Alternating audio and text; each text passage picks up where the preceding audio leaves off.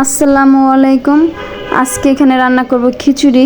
এখানে নিয়েছি একটু মোটা চাল, মুগ ডাল, মসুর ডাল। আর আজকে বৃষ্টি হচ্ছে, আজকে খিচুড়ি না হলে তো হয়ই না। আর এখানে নিয়েছি মুরগির গোশ। আর এখানে পেঁয়াজ, রসুন, কাঁচামরিচ কেটে নিয়েছি।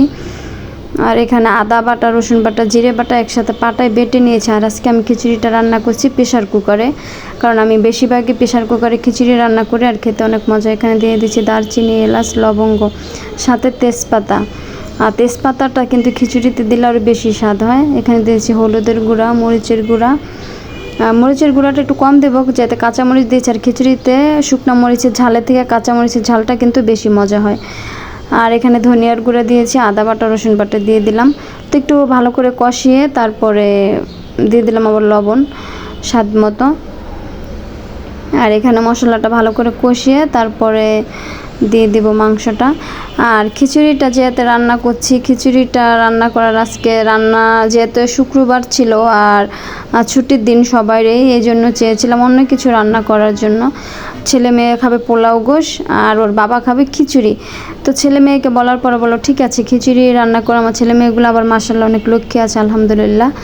তো ওর বাবা খিচুড়ি খেতে চেয়েছে, আর তার খিচুড়ি হলে তার আর কিছু লাগে না।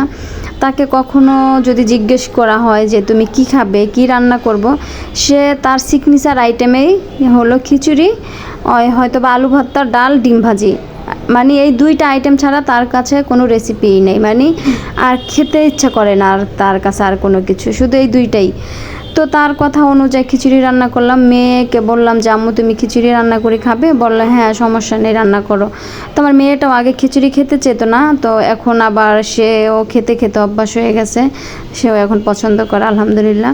তো মোটামুটি আমাদের ঘরের মোটামুটি সবাই খিচুড়ি, আর যেহেতু একবেলা খাবো খিচুড়ি, সবাই মানে খেতে পারবো, সমস্যা হবে না। তারপরে এই তো আমার প্রেশার কুকারে খিচুড়ি রান্না প্রায় কমপ্লিট হয়ে গেছে। তো অনেকক্ষণ পরে খুলেছি, দেখা গেছে খাওয়ার আগ দিয়ে, আর এর মধ্যে আর ঢাকনা উঠাই নেই। তো আমি আজকে খিচুড়িটা এইরকমই করতে চেয়েছিলাম, মানে একদম পাতলাও না আবার একদম শুকনা ঝরঝরাও না। তো এরকম খিচুড়ি আচার দিয়ে খেতে কিন্তু বেশি মজা হয়। খিচুড়ি বেশি মজা হয় এরকম করে, মানে আচার দিয়ে এইভাবে খিচুড়ি খেতে বেশি মজা হয়। তো আমার এই রকম খিচুড়ি রান্নার ভিডিওটা যদি কারো কাছে ভালো লাগে তাহলে অবশ্যই লাইক, কমেন্ট, শেয়ার করবেন আর আমার চ্যানেলটা সাবস্ক্রাইব করে দেবেন।